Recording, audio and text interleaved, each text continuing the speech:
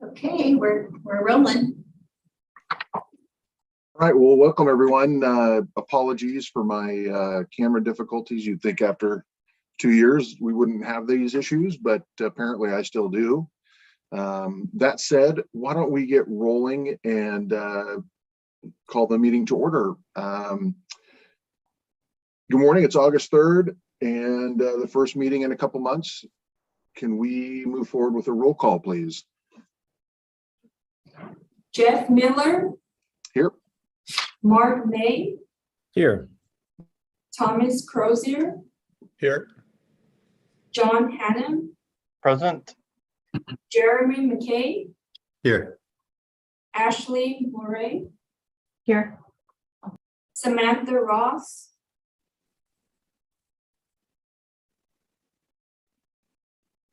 Mark Smith. Jason Stacks.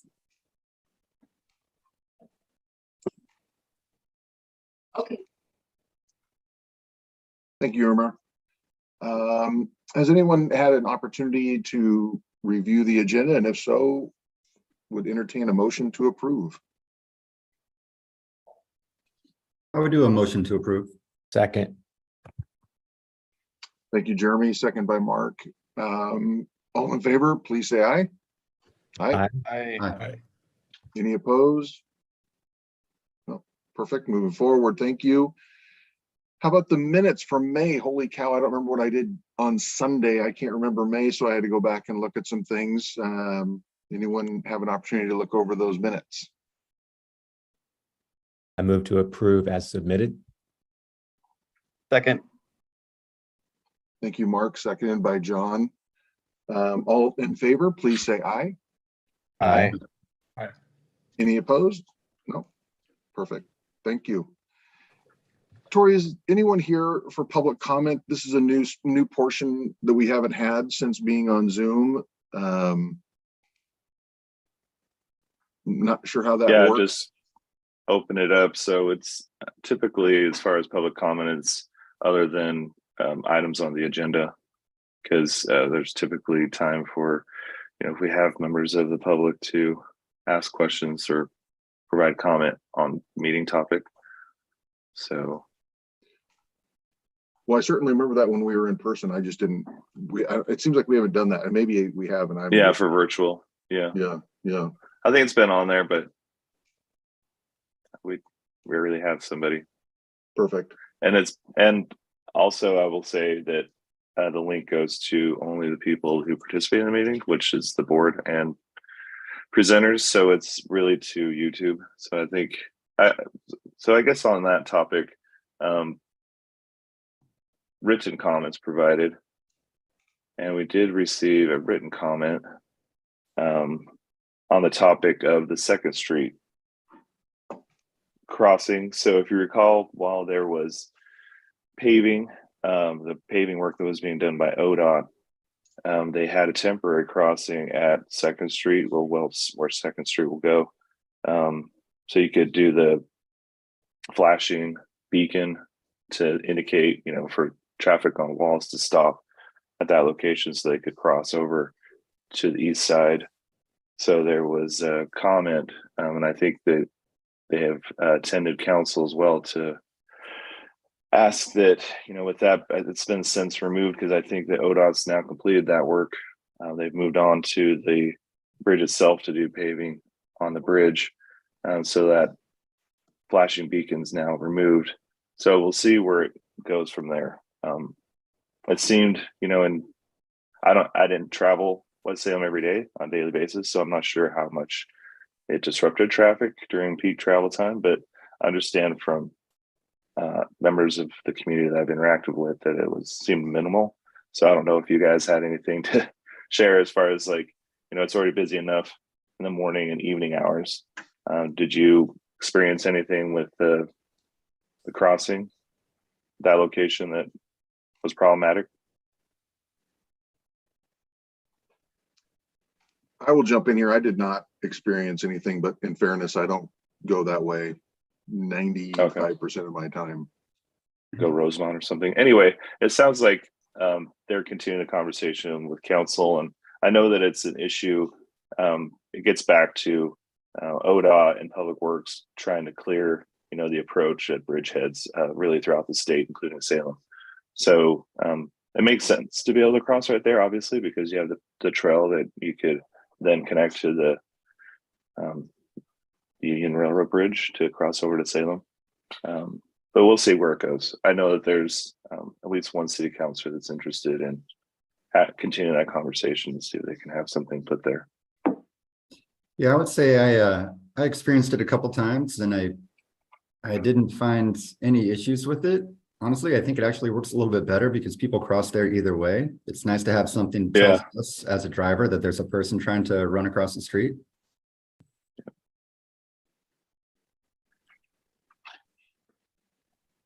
Thank you, Jeremy. Mark, Ashley, John, and Tom, anybody else experience that while it was up and have a comment for the public? I don't generally drive that way. I experienced pedestrian crossing there, I think once. It was fine. But I will say, I will agree, there are a lot of unauthorized crossings there regardless, and even with the barrier up. So pedestrian safety there without a crossing, I think, is going to be an ongoing issue. Yeah, I'll agree with that.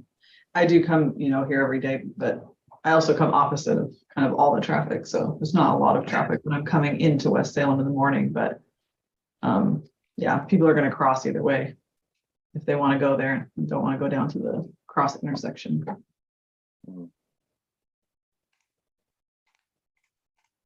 Thank you. Tom, you unmuted. Were you wanting to chime in on that? No, I really don't have a whole lot of, I don't typically take that route, so I don't really have a comment that would add to the discussion.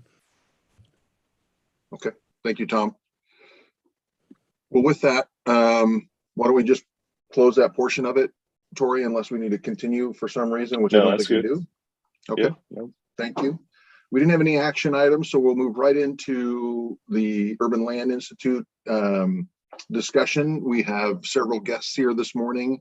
Thank you all for jumping in on the call this morning. And again, apologies that my camera's not working. I might fiddle with it here as we're going through this discussion. So with that, I'd like to turn that over to either Tori or Andrea to kind of get us rolling and tell us what's going on.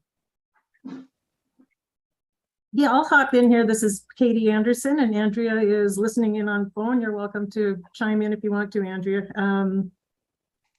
Yeah, I'm just going to get started with the slides, and we'll introduce ourselves as we pop up and start talking. Again, my name is Katie Anderson, and I want to thank you so much for the opportunity to present our findings from the technical advisory panel that we did this past month. I'm going to share my screen with you.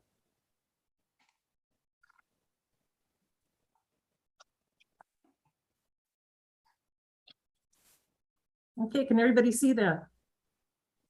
Yep. Okay, great. So we are members of the Urban Land Institute, or ULI, and ULI is an educational organization that studies the best practices in land use across the US and around the world. We do that to help our communities stay strong and thriving, in the face of changes such as climate change, changes in the nature of economic activity, social, and other pressures which affect our cities and can cause decline in the need to change.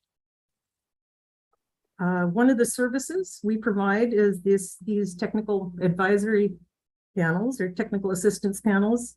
And ULI Northwest, which covers Oregon and Washington, has a long history of doing these reports. And what we do is gather a group of experts to do 2-day studies of an area that a city needs assistance with. And so TAPs are shorter versions of advisory services panels. And in 2006, ULI did conduct a much more comprehensive week-long study in Salem that covered a broader set of topics. And I think that's why you all invited us back. They did such a good job. And I see that Salem has implemented many of the pieces of advice that were put into this report. So for our 2-day TAPS this past month, 13 experts from the Northwest gathered for our study. They were a mix of developers, planners, architects, financial experts, traffic designers, along with several people who specialize in economic development for government entities. So I think you all know the area we took a look at. It was the industrial area in West Salem, which is shown on the slide here. And prior to that first meeting that we met with you folks on June 30th, we studied quite a few documents provided by Tori, and these included current and proposed zoning, previous consultant studies, transit map, demographics for the area, as well as all of Salem. And we took a good look at the history of the area. So the city of Salem asked us to present ideas for both pieces of this property. The first piece was below Bassett Street, which is sort of the pinky purple there. And the second was for longer term ideas on the pieces of property that are above Bassett Street in this slide. So is one of you other folks going to take over for this, or you want me to keep going for a bit? You can keep going if you want, Katie. Okay, I'll tell you when I'm going to stop then. All right, so we spent several hours interviewing interest holders from the area. You folks set up a series of interviews for us. So we could see what people had to say. One of the biggest things that came out of this is that people in West Salem really want to have a complete town there. They'd love to not have to leave or go across the bridge. There's definitely a sense of community in West Salem. So that's where we started with our work. Okay, we also took a look at strengths, weaknesses, and so forth. Katie, I think this is where Martin's going to step in Oh, awesome. and start. Okay. Thank you, Katie. I'll run here for a little bit. Good morning, everyone. My name is Martin Glasravelone. I'm a senior urban designer with Sarah Architects, with offices in Portland, Oregon, and Oakland, California. Pleasure to be here. It's been fun studying this site with my colleagues. So yeah, in terms of strengths and weaknesses, we did extensive analysis, as extensive as it can be in the limited time we had. But we recognize the successful office and retail happening on site. Excellent bike and pedestrian bridge is really a gem connecting this area to downtown Salem and beyond. The highly rated schools in the area of West Salem is definitely an asset. We have seen and heard about the investments being made to bring back 2nd Street in this area, and that should really unlock a lot of potential. We see Edgewater Avenue, I believe it is, maybe street, as a natural Main Street corridor that has some really vibrant places along its length. And in a larger sense, we talked about the potential of seeing this area as an access to wine country, the coast and beyond, and that works both ways. So it could also be seen as an entrance into Salem. Next slide, please. A little bit more critical on the weaknesses. You could also always see weaknesses as opportunities as well, but let's just look at it a little bit more critically. There are many existing industrial buildings that are in a various state of vitality. Some are really run down and need a lot of help. Others are still happily in business. noticed that you guys talked about a bridge this morning. I assume it's the same bridge that is that was brought up by many of our stakeholders as a bottleneck. Access to this area is limited across the bridges that we have. The bridges serve many functions, local traffic, but also the regional traffic to this wine country and to the coast, as was mentioned before. And there's limited capacity here, and it really seems to have created this sense of trepidation along folks on the east side to even venture into the west side. We heard a lot of stories about people avoiding crossing the river because of the bottlenecks. We looked at the relationship of this area to the Willamette River, and we'll come back to that in quite a bit. There's obviously negative impacts of the highway running right along this area and sort of doubling up with Edgewater there. In terms of the relationship to the river and the park, there are wonderful existing qualities that are the best almost you can imagine with the park touching the river, and then also on the other side where the highway obstructs the river connection. Yeah, thank you for the next slide. Historically, we're really interested in stories that could relate back to the rich history of this site, and we'll talk about that in a little bit. There was a lot of food production happening or food processing happening that still is occurring in the district. There might be some opportunities with the rail history as well. And we see successes in retail happening in the district. And some of that reflects the growing diversity of your community in West Salem and beyond.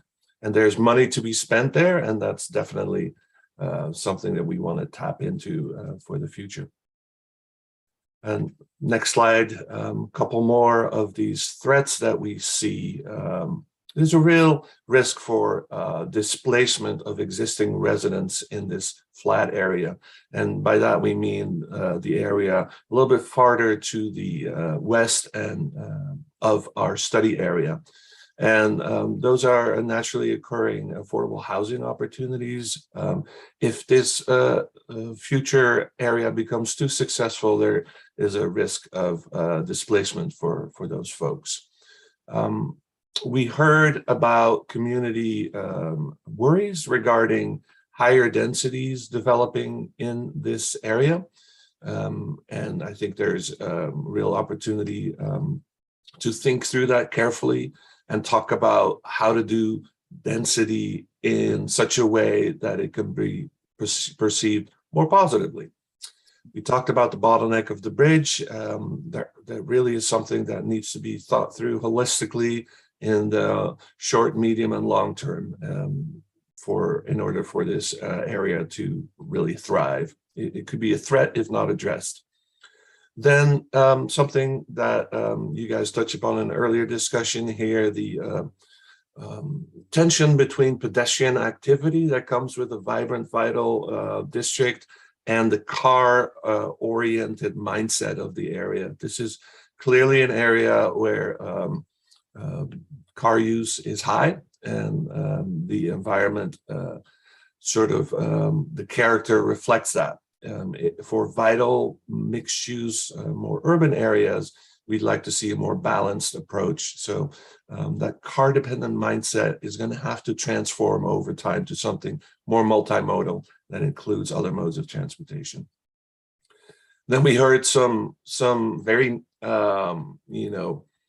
discrepancies between, let's say, the larger West Salem area, the more affluent areas up in the hills, regarding this flatter area with a longer history. And that's a perception, I think, that I see as an opportunity, but it could also turn out to be a threat that folks look at the flats as an area that isn't worthy of investment because it's too different or could even threaten the quality of life for other folks in the larger West Salem area. And then finally, ODOT owes a lot of facilities here in this area, and the transportation department, specifically ODOT, manages these roads. And that limits, of course, the ability of the city of Salem to make decisions about that on its own. There's going to have to be a lot of negotiation. You guys have gone through that already. And this will be an ongoing threat. And I think the balance here will be between the regional connections, connectivity that ODOT has in mind in terms of moving goods and people, and the local needs of this community in terms of moving neighbors from one part of town to the other part of town. So this will be an ongoing discussion and potentially a threat if that doesn't get balanced out. Next slide, please. I'll keep talking here for a little bit, and my other panel members can interrupt me, but I wanted to touch a little bit about the past of West Salem in order to see if we can learn something there that can say something about the future of West Salem. And I think we discovered a few things. You heard me speak about the flats.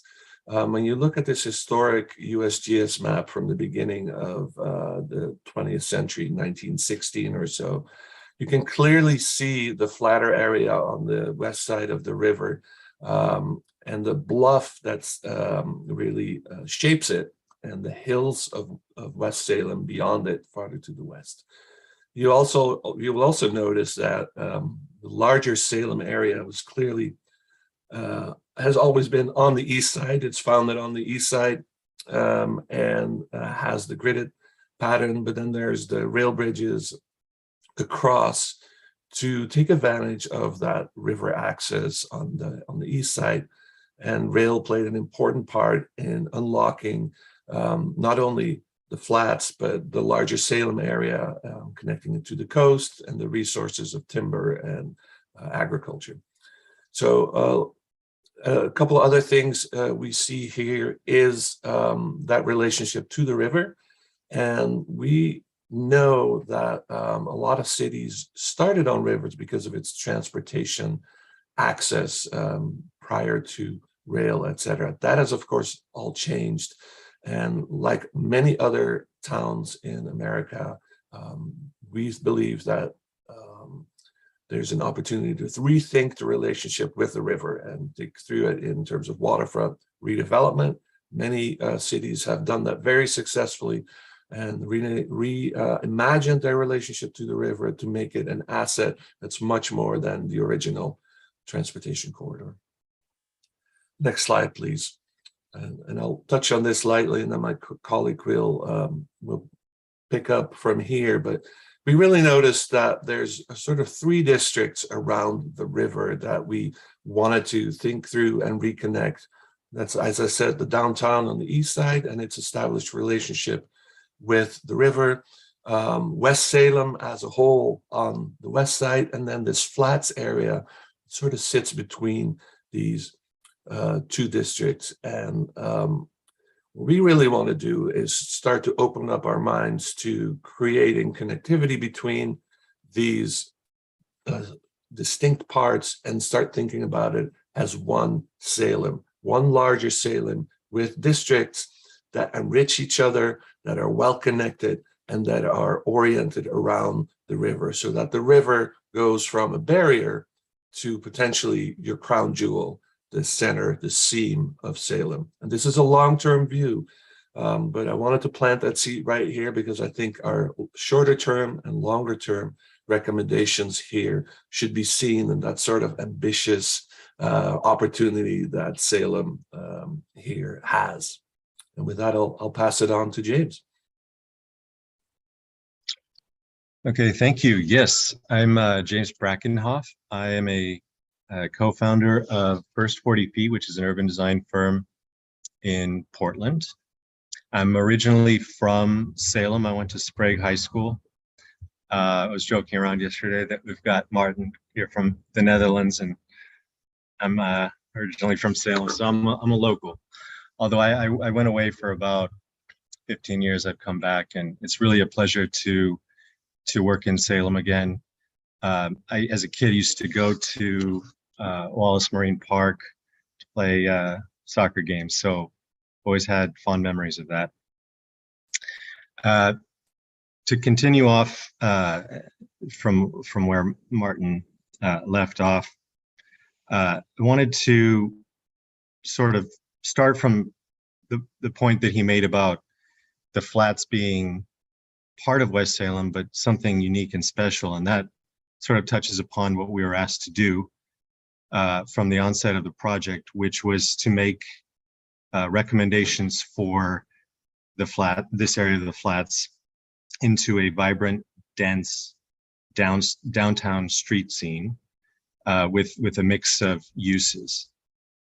And he also mentioned making sure that this is a well-connected area, not just to Salem and West Salem and to Marine Park, but also within the flats, within this precinct, from what you see is that green sort of wedge on the north, all the way down to the water. So normally when we delve into a site, we first take a look at what's going on in broader context and looking at what's already there, what's around it, and how does this area fit within the broader context of that area. So the first starting point of that is in making this a walkable mixed-use community is to make sure that people can walk and bike, and as Martin said, have multimodal options to other areas in this district, the broader district. The town center, what we're calling the town center, where closer to where Ross is a good starting point. So we drew a 5-minute walking circle around that. We talked a lot about how to get from that side of town of West Salem over to our site, going down Bartel Drive. We drew in an extension down there, which takes you to this area closer to the pedestrian bridge and closer to Wallace Park. We obviously talked about how you would get across Wallace Road to get to our precinct. Second Street, what we're calling Second Street District, which is the area we're working in, is a logical, has a logical center in terms of walking distances between the town center and the area to the west, what we're calling the Gateway District, which is, just for orientation, we didn't put the streets on there, but those roads are, I believe, Rosemont on the west. Those green arrows, north and south that you see, the one on the west is Rosemont. The one in the center we have is Girth, and Patterson is the one which goes down to Second Street, which is our focus area. I wanted to touch upon the green wedge portion. When we were thinking about this, we had some interesting debates about whether or not, as Martin said, this is West Salem, or is this different? Is this something different? There is an actual geographic sort of delineation where we've drawn that green wedge, which is a steep sort of slope. And we had imagined that that would be a great opportunity for some sort of tree-lined boulevard, which could help circumnavigate around the flats and distribute traffic. We also had some, as Martin said, some interesting conversations about opportunities, long-term thinking of diverting traffic around off of 22nd onto that boulevard, and then taking you onto Wallace Road. That in the long term, again, 20 years, who knows exactly how far into the future, would really free up Edgewater, free up access to the water, which would be pretty fantastic. We can go to the next slide. So then we sort of delve in a little bit deeper and zoom in, and you can see what those red lines on there are active edges, retail, hopefully retail edges, not necessarily retail, but they could be retail edges along Edgewater, or excuse me, what we're calling the town center on the east. And then you can see the connections over to our site on the west, and that's where those centers would be. We can go to the next slide. This drawing started to get into, we're looking at sort of how to break up the area, create logical walkable blocks. We started thinking about where retail would go, where residential uses would go. The yellow indicates, roughly speaking, sort of where we're thinking potential, there would be potential for residential uses behind or mixed in with the retail. We had talked about densities. We said we wanted this to be a dense, walkable, mixed-use community. We heard from various people we interviewed that 4 stories sounded like it would be the max height limitation they'd like to see in this area. So we were looking at that. The pink dashed line that you see in there is where we're imagining that existing pedestrian bridge could be potentially extended across Wallace Road into our site and create a unique and pretty dramatic feature that would be very distinct to the flats. That pink line going then further, that pedestrian bridge somehow descending into what we're imagining would be a linear park, that large green swath in the center there. Yeah, there it is. So you sort of go down the bridge and then you descend down into going west as you approach Patterson, more active retail edges, and then really hit that what we're calling 100% corner on Patterson and Second. That would be the heart of this new community. And then all part of this experience of this walkable promenade connected to the bridge that would then take you up and over, again in the future, across the river and eventually into Salem and some of the more open spaces immediately in between. So, okay, we can go to the next slide. James, let me say a couple more things about this diagram. There's one more move in here that I want to make sure we don't miss. That's the black line work here. We know there's been struggles with ODOT about the Second Street extension and connecting with Wallace. There's spacing issues between it and Evergreen and Highway 22.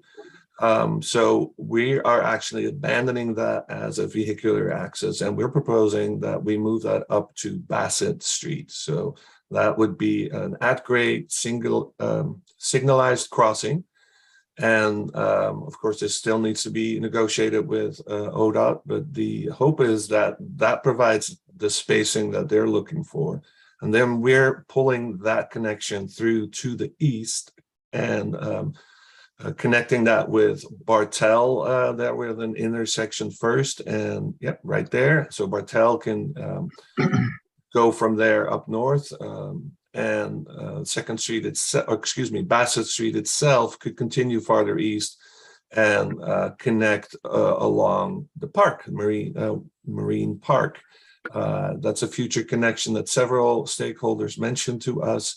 And with those moves, we could lay the groundwork for a connected infrastructure system, a connection roadway system that can take a lot of pressures off of the existing streets, disperse traffic better, but also bring these districts closer together.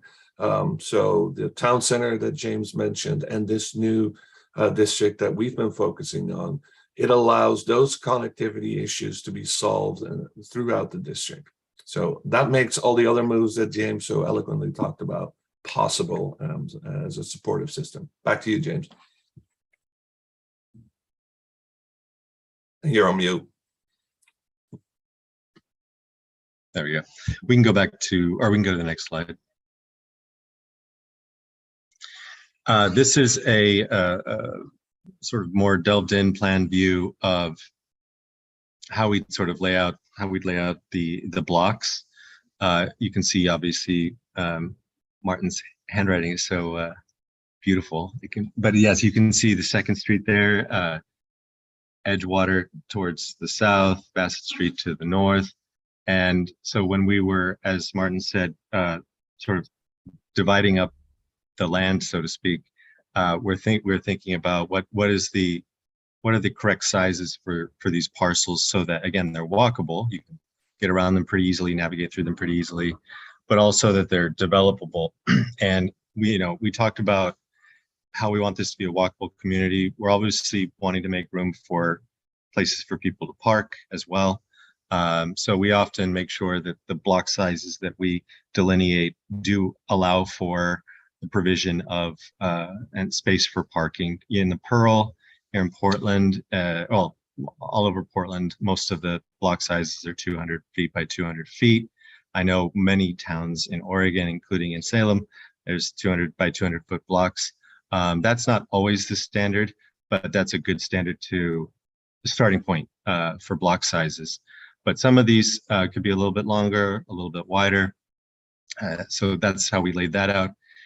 We did make space for that park, as you can see in the center.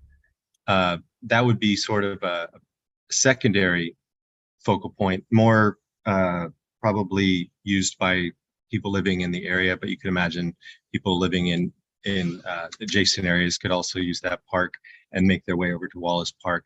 But really, again, the heart of the community would be, as I said, the 100% corner, the intersection sort of around Second and Patterson, and even down to Edgewater. That's where most of the activity would be.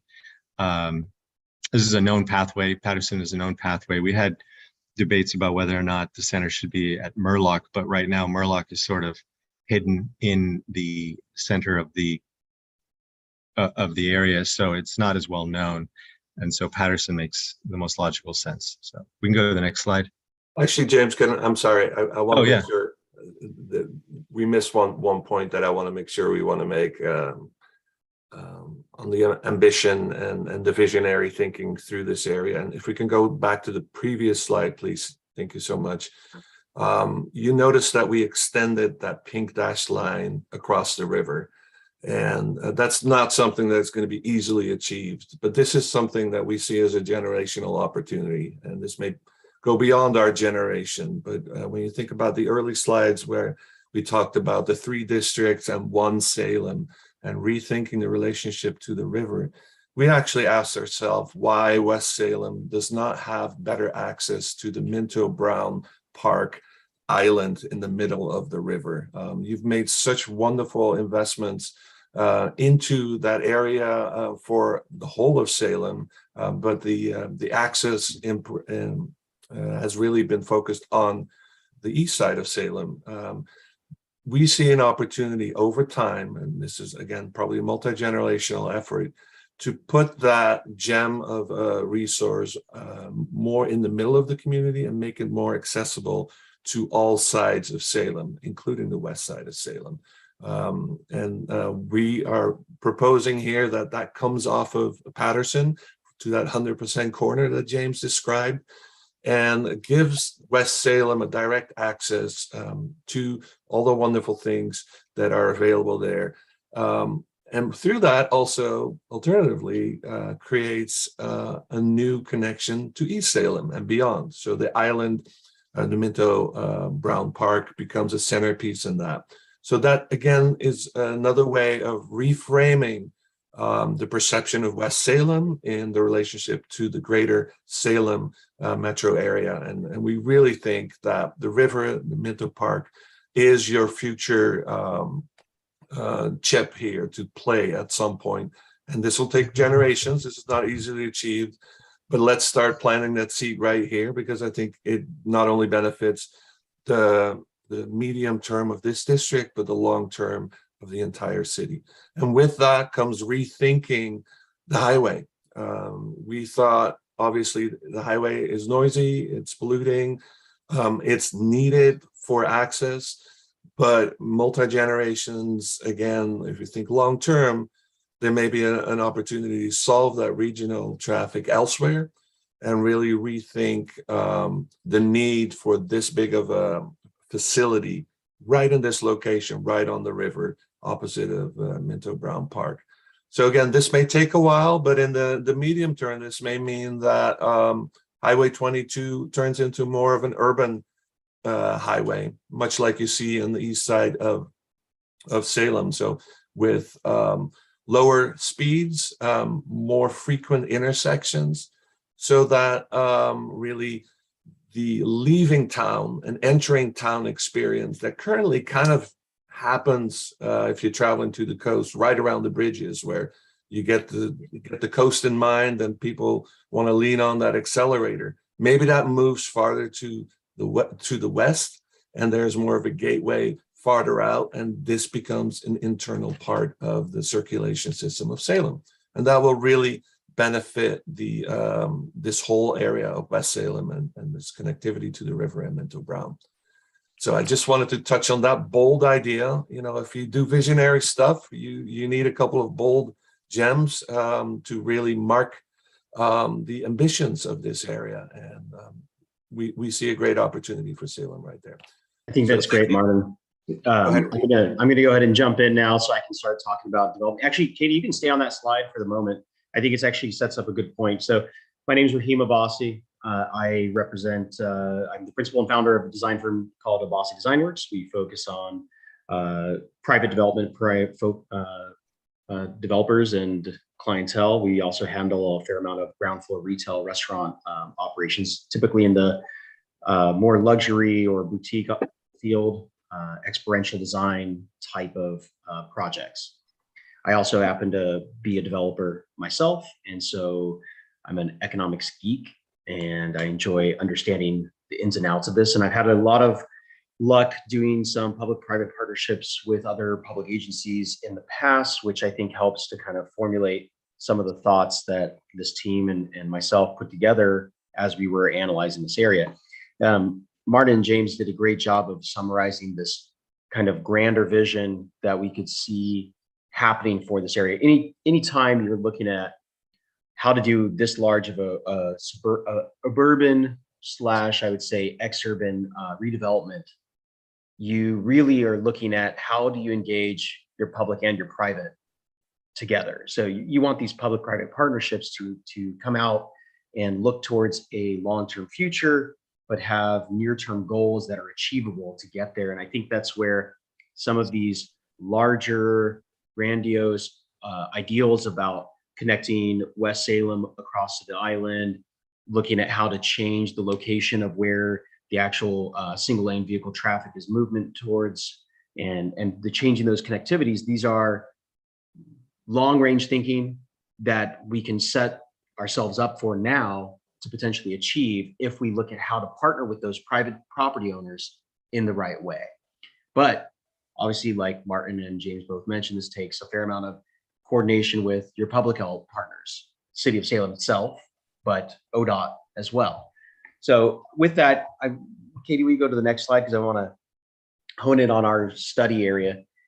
Some of this ideology of how this would develop out was looking at our interactions and meetings with some of these private property owners who we were very thankful were able to show up for some of the stakeholder input meetings and give us their perspective, give us an understanding of what their current means and financial incentives are, and to try to determine whether or not those are even the right partners for you as things go on. And it seems that you have something you're very blessed with, actually, is that you have some significant property owners who are very engaged, very interested in seeing how they can help create a vibrant community here and hopefully be able to maintain their ownership stakes in these properties for the long term. They all seem to be very invested in this area, invested in the city of Salem as a whole. And we saw these as real positives. When you have that kind of private development or private property owner interest, you really do have the catalyst you need to engage interested parties in something successful.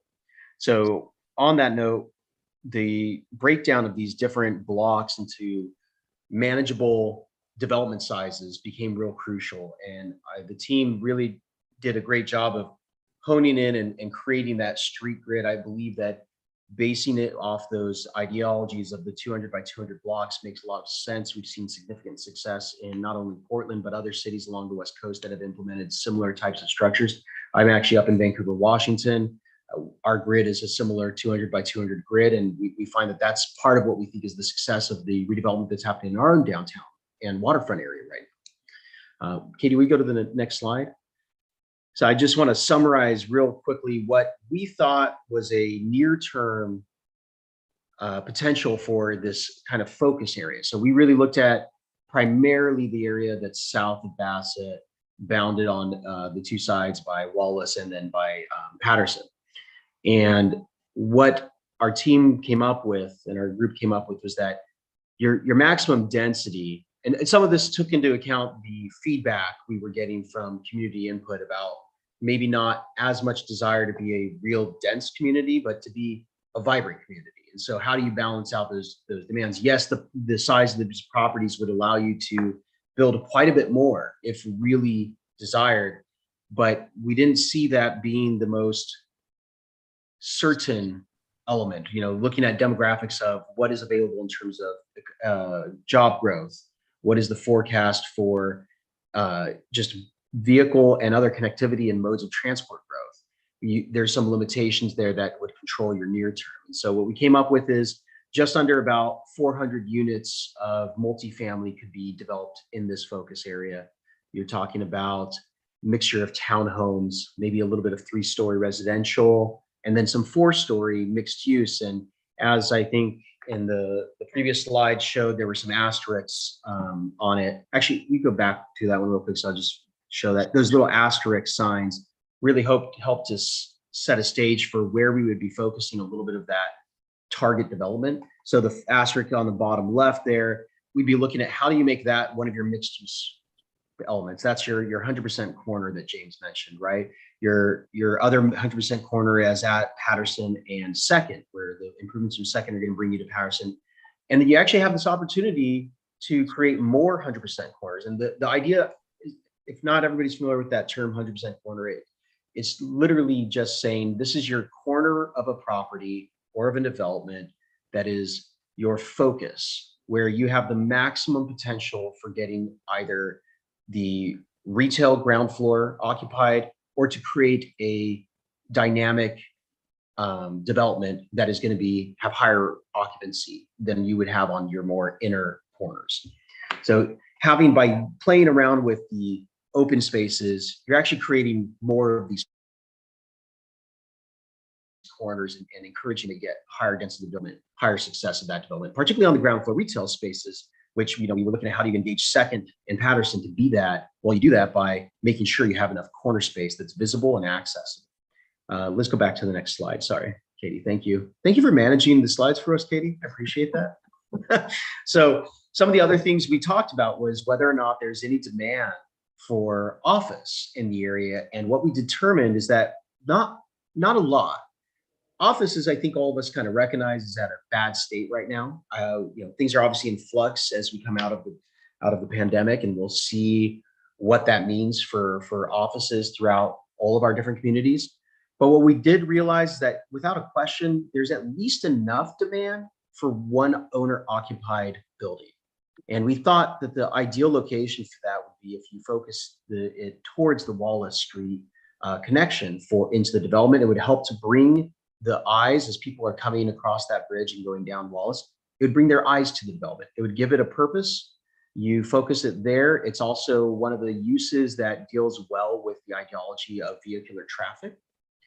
So we came up with a determination you could support about 20,000 square foot there.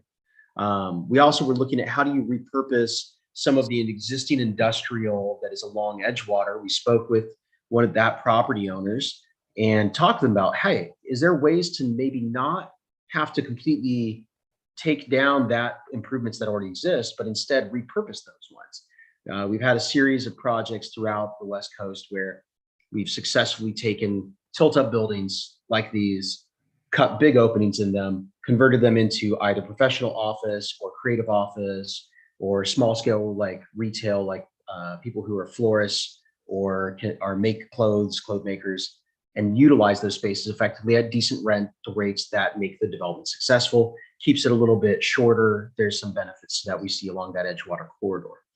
One of the biggest things we saw, though, that came up as part of this is that somewhere in all of this development or in these sites, we need to figure out how to support a parking demand for all of these units, all of this office need, all of this ground floor activation. And we determined there's probably a future need for somewhere around 300 stalls. Uncertain about whether that would be, how that'd be tackled, whether that's a city funded element or privately, but it would be something that would need to be addressed. Next slide, please, Katie. This is, I'm going to briefly touch on this. You can analyze this for yourself. We put together some real quick, based off current market demand, what's the kind of creation you could do for that about 400 units. And what we determined essentially is that the value at stabilization of all of those units in a mixture of townhomes, 3-story and 4-story residential development would show a return on cost of about 7%. That is in line with typical suburban development. It's not ideal, but it's just attractive enough that you could get private development to be interested in looking at this project. But it's not attractive enough to tell you that, oh yeah, everybody can be banging on your door and saying, yeah, we want to develop in this area. It's just enough of a return to say, we think this could work. Next slide, please. For office, I will tell you that this was a real challenge about how do you make office pencil. And what we determined is that your ground floor elements, your adaptive reuse are probably going to be pretty successful. You can see, I would say, look at the rents per square foot. This is really where it's key here, is that your adaptive reuse, your ground floor retail, those are pretty fair rental rates, I think, that you'd find in Salem available currently and would be attractive to people. Your ground floor office, a little on the high end, I think, for what's currently on that market, but not outside of what is normal for most of the West Coast cities currently, Pacific Northwest specifically. The one that really sticks out is that spec office building at $42 a square foot. The only way it pencils is at $42 a square foot. That is going to be really, really challenging to make reality. You're going to have a very committed business owner who already owns property to be willing to figure out how to make something like that work. But we wanted, for the sake of purposes of argument, show what it would take to make this a successful office element. You can see that that's your bigger challenge. Residential really makes the most sense for this. Next slide, please, Kate. So with that, part of our look into this was, well, what are the things that the city can do on it from its tool belt to help encourage and ensure that private developers like myself, or even private property owners like those who are already there, would actually be able to not just go after development, but truly be engaged and interested in tackling it. And we came up with a few thoughts.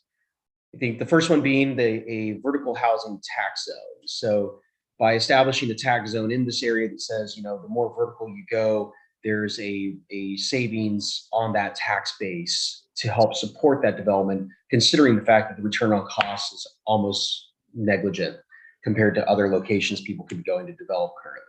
Another big one that cities have in their tool belt is related to your SDCs, your system development charges. I will tell you that that is our biggest challenge further north, in Portland specifically. Our system development charges per residential unit are about $25,000 a unit right now for multifamily. That is literally more money than your entire architecture and engineering team makes on a design of a project through its completion per unit. So SDCs are something that really need to be looked at, whether those can be tempered a little or somehow maybe that's treated as another way that to look at how to do this. Could the city treat that as a property tax loan instead for over a period of time that would help to encourage development to happen now versus having to wait. Some other ideas are ones that we understand are already in the tool belt of the city, which are tenant improvement grants, which we understand can be both property owner or tenant based. That these are in addition to the existing redevelopment grants that are there. And we thought that those were some pretty interesting elements that existed that in the city of Salem already. But we would suggest for this area specifically, considering increasing the level of the match above the 20% that currently exists, and that maybe the 300K cap that exists is not quite high enough for this level of development that you're trying to create. For reference, in Vancouver waterfront, every TI that's happened inside of those new buildings has cost, I have not seen a single one that has come in under $350,000 of total cost for a small restaurant or restaurateur to open. that price point was on a 1,500 square foot space. And that's what it took to actually get that tenant open. And that tenant being, we were, in Vancouver waterfront, we really focused on how do you engage our local and smaller retailers that are already existing and encourage them to be in this area, because that really is, there's some vibrancy to bringing that versus your national chains into areas. And it really requires that either the developers or the cities are able to work with those tenants to help them afford to actually open, because these smaller retailers, mom and pop shops, they don't have that kind of cash typically laying around to be able to invest in a new location. So next slide, please. Some other additional opportunities we saw that could be available to increase the impact here were to consider some elements of things that normally are negative towards encouraging development to happen. One of them being stormwater management. If your city and can work with the developers to come up with a district stormwater plan and utilize infrastructure funding to help create that, you might find that that's going to encourage development to happen faster and be able to succeed. We already discussed quite a bit about traffic, circulation, and parking, but an actual study on this specific district would be of extreme assistance at this point to really determine how much demand is needed and what can be done. The 100% corner enhancement, so focusing on every one of those elements that had an asterisk next to the slide, focusing on those being maybe targeted areas that get a little bit more analysis or more money matching available to them specifically would help to force them to happen sooner than later, and would be your primary drivers to encourage development to happen. And then a note on here that was the advocate and to apply for the Infrastructure Investment and Jobs Act to help solve for some of the bottleneck issues and circulation issues related to Wallace. Perhaps that's something that should be pursued. Next slide, please. Oh, good, conclusions like that. So I think to summarize our thoughts real fast and then open up to some Q&A to everyone, I think Martin and James did a great job of explaining the history of the area, what we understood as being important to it, and ways that you could engage it through good circulation, great urban planning, public-private partnerships with your existing property owners and cities involvement, and engaging ODOT in those conversations likely as well. And what you'll find is that you'll be able to start pulling in something that provides a character, a sense of place, and creates the option for longer term generational goals to come in play. And while you're looking at how do we implement these shorter and midterm ones to start to create some of that movement and that vitality there, based off our initial kind of short-term look at this of that small focus area, what we determined is that you're really creating an estimated value here of about $160 million in total development once it's all stabilized. So investing part of that URA fund into this seems worthwhile. That's a large return on that. I think that we all came to the conclusion that your best bet is to start with a focus on housing, starting with some of the lower density projects. Don't just go right in and say, we're going to throw in four-story buildings right away. That may not be the right path. It may be more strategic to start at corners, look at amenities that need to be on those streets that will service the people that already live there, as well as inside of the hills that surround the flats, and focus on housing. And that might also help with some of the concerns that existed about potentially displacing existing residents for the west of the areas, that if you start a little lower density first, you have less of a risk of pushing people out. And it helps to hopefully build the area over time instead. With that, open up to Q&A. Martin, James, unmute yourself, please, so that if people ask questions, you guys can answer.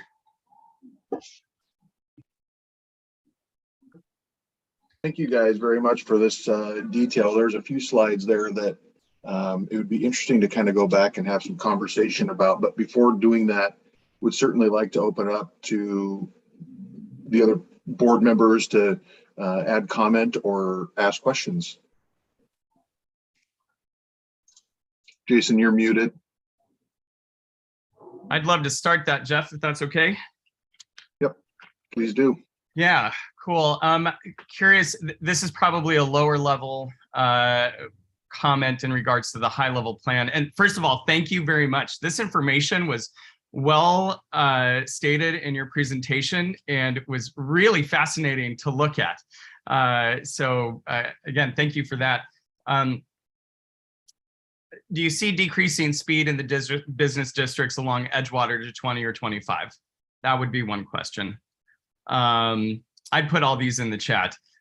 Water taxi, was that a consideration? I know that Hayden Island, Vancouver, things like that, when you talk about creating connectivity, bike path and things of that nature are for people who have use of their legs. But when we start looking at the river and having a connection with it, I'd like to know why the water taxi wasn't included, or maybe it was thought about. Anyhow, displacement of low income. I'm just going to fire these off really quick. Displacement of low income listed as a threat, but I didn't see a lot of focus on recommendations, maybe a little bit towards the end. I'd like to know why a study of Pike Market in Seattle and the cohesiveness of low-income housing, the senior population, you know, if we talk about them getting pushed out, why a model of something like that wasn't discussed in this presentation. Can we get, and if anybody knows that model, it's very interesting.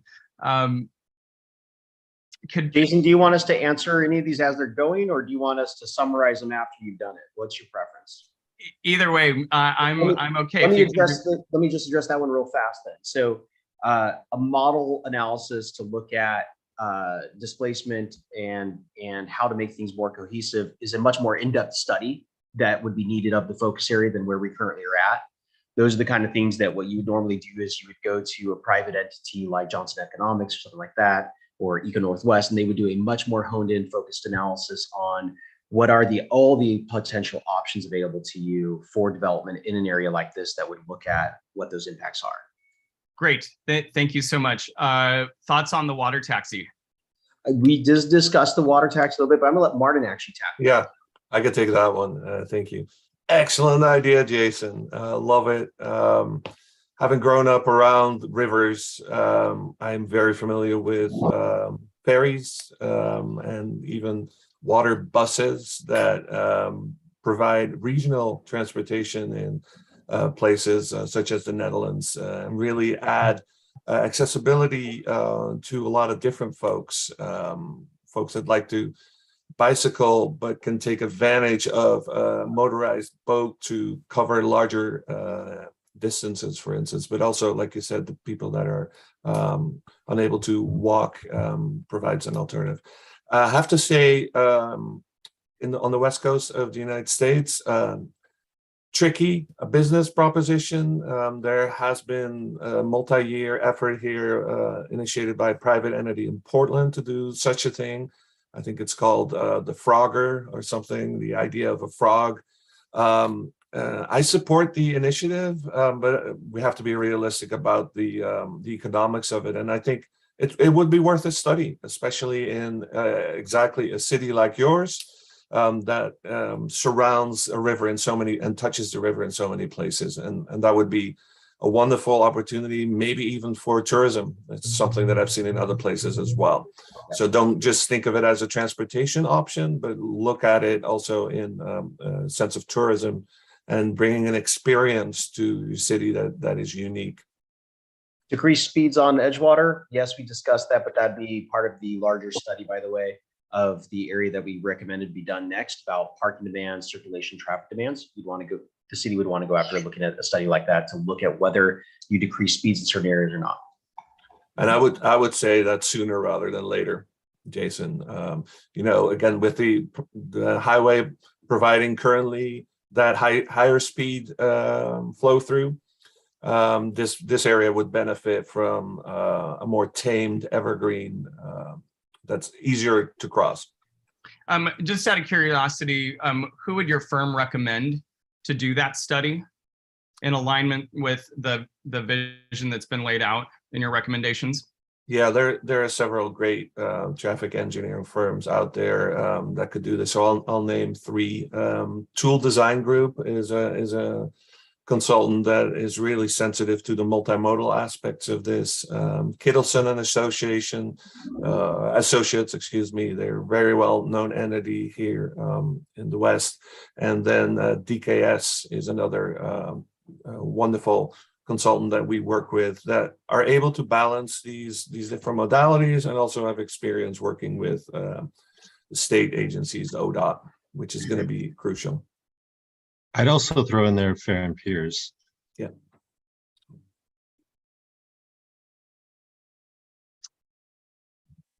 I'm assuming environmental impacts of all this would be to the river and the area would be a different study. So I'll just leave that alone. Martin, will we get an updated slide on the recommendation pass through on Bassett? Because I know that when you were discussing that slide, there was a change made. You were ditching one idea and replanting another, but it wasn't grafted in the slide. Is that correct? Yeah, it's visually there, but we can write a paragraph of narrative to kind of describe that the way I talked about it. I think that'd be good. Don't lose track of that. That would be great for just historical information. Right. It's a key move. Thanks for picking up on that. So yeah, we'll verbalize that in a little bit of text. Thank you. That's it for me. Thank you, Jason. Anybody else have comments or questions from the group? Yeah, Tom? hi, this is Tom. I have a question. The transportation piece of it, I mean, it seems like a lot of the work would be dependent on the transportation piece, the streets being done or aligned.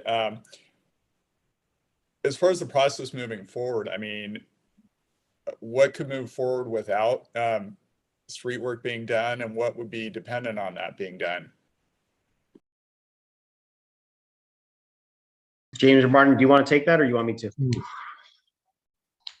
Without I street, can speak without from street the private side, right? Like okay. for the private development side, if you don't put in the infrastructure, we're not going to do anything. There's no reason for us to. There's circulation issues. There's parking demand issues. There's no good reason to go out there and start building housing. So I'll add a little bit from the policy side of things. I would recommend that you start providing certainty for the developers that, you heard Raheem's perspective. What they're really helped by is knowing that there is a plan, knowing that there are investments going to be made, and knowing a timeline for that. So yes, we're providing some provocative ideas here, but you can break those down within a framework and get to, okay, which one are we going to get to first, which one is second, and which one is longer term. But what's most important is certainty. Developers get very nervous when they don't know when public infrastructure is going to arrive or arrive at all. And that nervousness results in hedging their bets and waiting it out. So the more certainty the city can provide in vision, but also the implementation steps, the more confidence a developer has to make their own investments. And they're risk averse, as they should be, because it's tricky business developing these properties. So this is where the yin and the yang of public-private development really comes together. I might add to that too, that one of the things that can really help. Jen, I have more stuff for your lunch. One of the things that can really help with this for you. situation is for the city to actually look at engaging a master developer through, competitive RFQ or RFP process. That we've seen those be very successful in a number of cities now throughout the country to help get all of those stakeholders aligned, including the infrastructure groups, as well as private development teams. And it's not that the master developer is the one developing necessarily everything. They're really coming in to be the cohesive goal and mindset to drive this thing home. They're typically engaged by the city and contracted with the city. There's a number of ways that they organize things. Yeah, and a great example for that is the Eugene Riverfront Development, also known as the eWeb site. It's currently under construction. I've worked on that for several years, hired by a master developer that is doing this together with the city. And so you align all those initiatives from all sides, including the tool set that Raheem talked about, the incentives around this larger area, and then the infrastructure and the private development move forward cohesively and together. So that's a great idea, Raheem, a great example.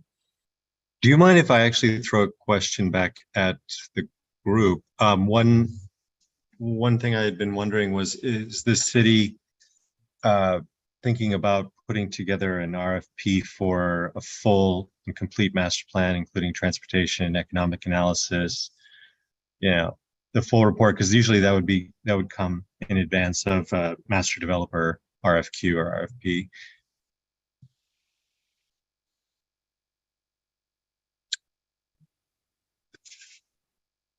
Anyone want to take that one? Tori? So we have an urban renewal area, obviously. The way that we've approached the RFQ, so we have properties that have been acquired downtown. So it's usually on a per property. I mean, this would be a big area. In 2016, we did an action plan. We did some market analysis where we engaged consulting firms to get an idea. So I think it's not something that we have done in the past, and definitely something we can do going forward. This would be definitely a big area to include in an RFQ. Pretty ambitious to be, as you've laid out here, if we were to take that forward and study and seek additional consulting on that concentrated big area.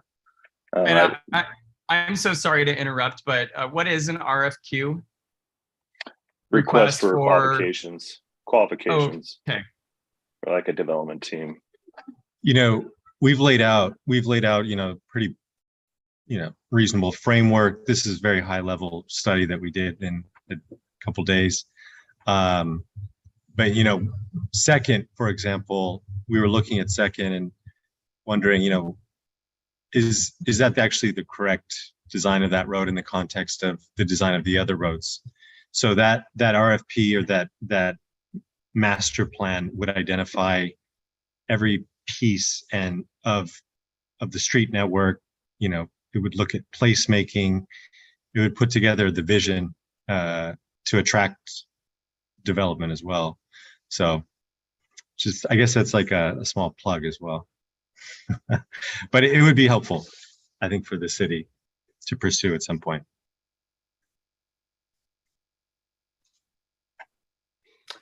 Thank you. Tom, go ahead. Yeah, so I have a follow-up question. So let's say within the community, there's a general consensus that something like what was proposed would be a good idea. What would the next steps be? I mean, moving forward in a simple timeline. Could you maybe expand on that question, a little more time?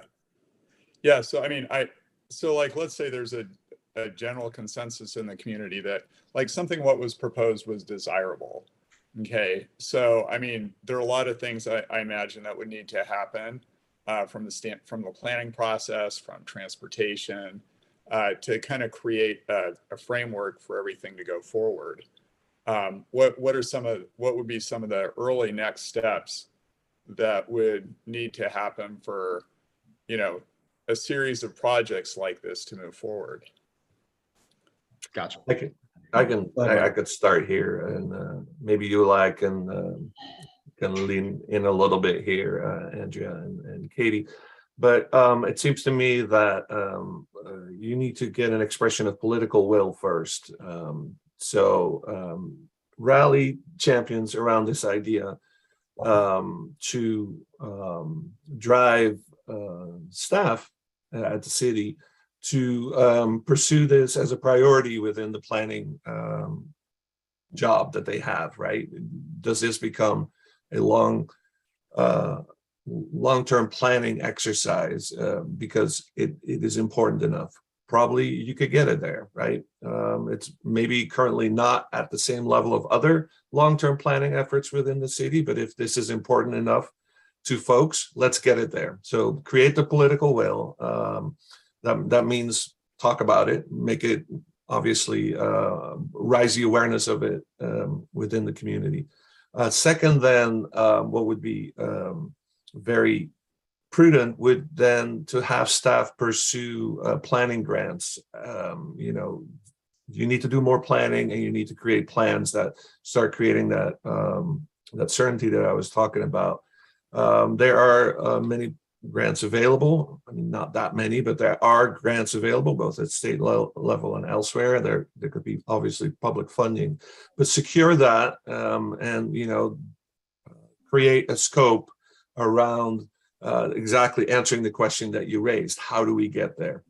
And this is commonly done. This happens all the time. This is common planning practice.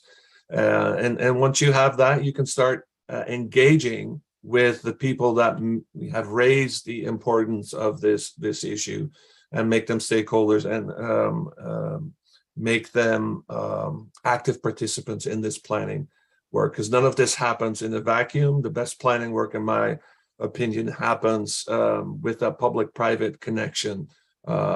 So that would be my recommendation. With those stakeholders come ODOT, comes environmental concerns, all aspects are being handled there, and the funding aspect of it will also be addressed.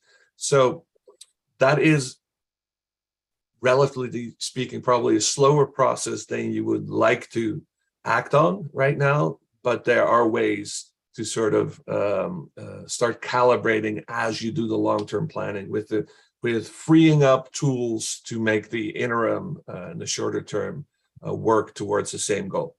So that would be my perspective as a consultant who's worked on both the public and the private side.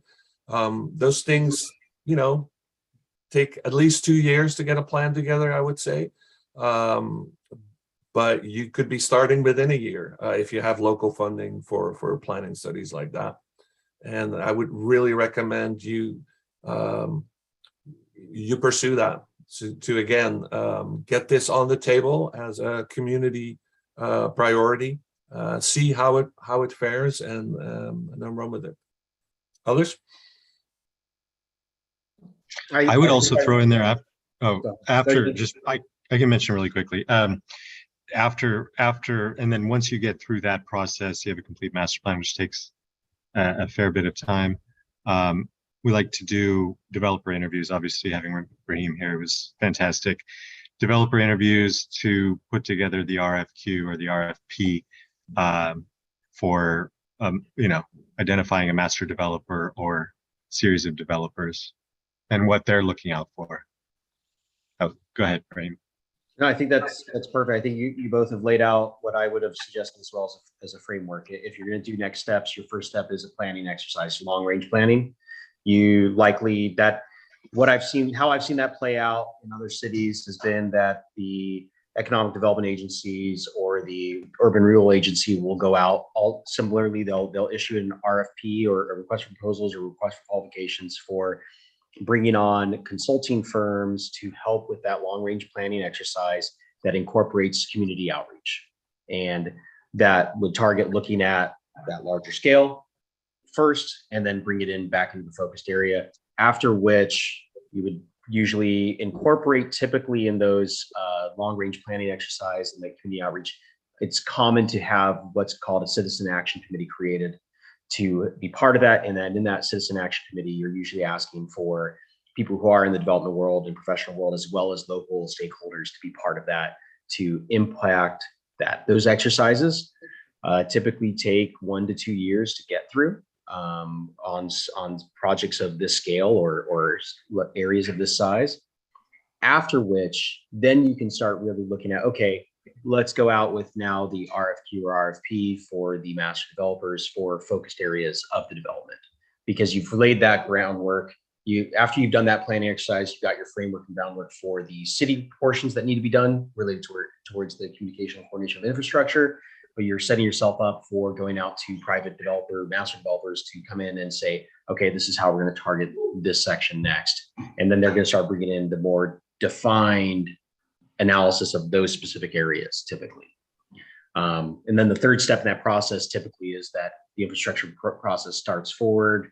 The master developers laid out their plans and started their portion of it. But typically it's going to be then going out to private developers to come in and take specific portions of that project and actually create them. I would say that there is an option here that it could be foreseen because one of the property owners in the area owns so much land. There probably is some potential to start maybe some of our other ideas we threw out there, like these adaptive reuse elements along Edgewater. Those could be tackled now, probably, if he was engaged correctly. That specific stakeholder seems to have a limitation on what his actual capital access might be. We were kind of unclear on that during the interviews with him, but he may have some ability to do smaller scale development by himself and make it work to start some of that process and get some excitement going. And he may have the incentive to do that considering he's been sitting on that property for so long.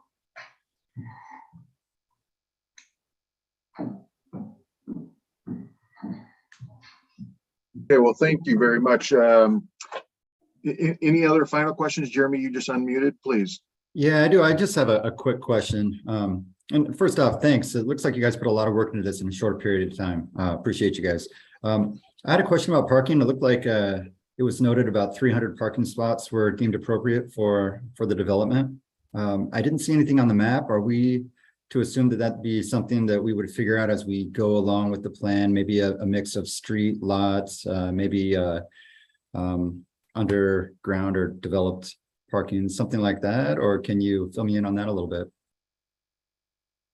I'll start with that one, and I know Raheem has something to say about it too. He came up with a number. Put you on the spot right there. Yeah, you know, we had limited time to look at this, but Raheem, I'll speak for him, calculated the development potential and the associated parking need that comes with it. What we haven't fully done is looked at the capacity within the district to accommodate that. Obviously, doing structured parking in the district right now, from a market point of view, I would say is unfeasible. That's not something that I typically see happening at this point where you are right now. That it's not to say that, you know, 15 years from now it may be feasible, but we're also thinking 15 years from now our technology and reliance on private motor vehicles may have changed due to a technical event. You know, people are talking about self-driving cars, car share, and all that stuff. So there is some hesitancy in the industry about investing heavily in the standard parking structures because we may not need them anymore. And this is something that we didn't used to think about because that seemed to be logical, but there's some hesitancy there. So you see developers build parking structures that could be converted over time to other uses. Now that is a little bit more expensive than the traditional parking structure. So if the traditional parking structure right now is already tough to achieve, that makes it even harder to do right now. So again, follow-up work would include parking studies. There are consultants that do this all day long. They will look at the capacity of the district. They will come up with a strategy for you. And I would want to finish my thought with saying that the most cutting edge thinking about parking is actually quite different from business as usual. So it's definitely worth taking a look at because there are tremendous cost savings there. But it's a tight line you have to walk between what the market needs to underwrite projects, and this is something Raheem can talk about much better than I can, and what the community would like to see in terms of provisions there for parking. But everything begins and starts with parking when you do this type of work. Raheem? Yeah, I think thanks for calling out twice on that one. Yeah, so to be clear, the parking demand was a base number. So this is looking at recognizing that Salem is not what we would call, in particular West Salem, is not what we would refer to as true urban development. It's not that dense urban development, right? And so the likelihood is that your attraction point is going to be what is more of an exurban or suburban developer. And for those kind of developers, the parking demand ratios that they need to make sure that their product is attractive is going to be about 1.5 stalls per unit.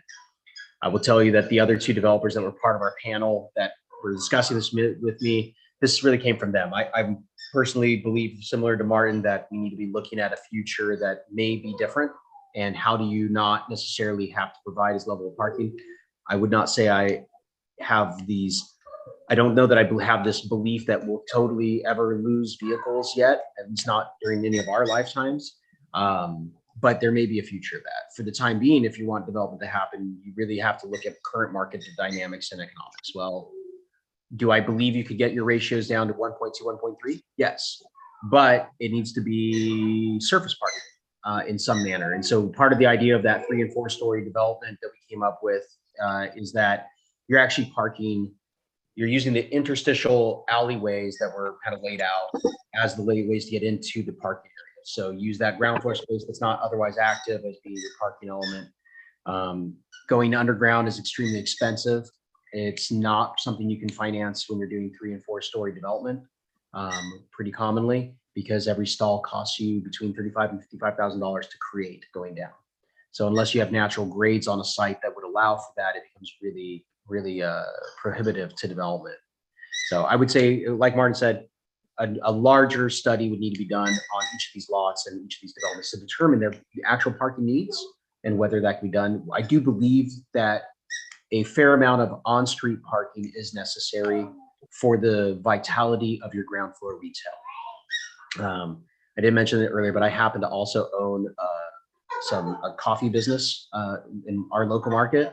And I can tell you that I closed one of our 3 locations because we could not get enough people to have spots to park their vehicle when they wanted to. And it was the most common daily complaint we had, was that there was nowhere for them to park, to come in and get a cup of coffee, to then go. And it really did end up killing that business market. And I think you find that as you spend more time with these mom and pop shops that are ground floor retail like that, you start learning just how vital the ability for them to be able to service clients, be it walking or vehicular traffic, is. Walkability doesn't solve everything for those ground floor spaces. Raheem and team, thank you very much. I want to be sensitive to people's time. We are at 9 o'clock, which is typically when we wrap this meeting up without doing some sort of formal extension of the agenda. So with that said, I would encourage anyone from the group to, maybe if there's additional questions, to articulate that in an email, perhaps provide it to Tori. Tori then can get that out to this team and get the feedback back to this group. So with that, just looking at the agenda, we should be adjourning at this point. We typically go through what's going on in the neighborhood association, et cetera. But in order to do that, I think we're going to have to extend the timeline or wrap it up. So I'd like to hear from the group, or a motion to extend for a few minutes. Sorry. I personally need to wrap it up on my end. I'm sorry. Likewise. So with that, then let me just say thank you to our guests today. Very informative. I think we could probably go on for another hour having conversation and diving into some of these things. I think it's very interesting, specifically to the URA that we are all working on here in West Salem. And with that, unless there's anything else, we're just going to wrap it up. And thank you again. Thank you. Thank you so much. Thank you for the opportunity. Yeah, thank you. Have a great day, everybody.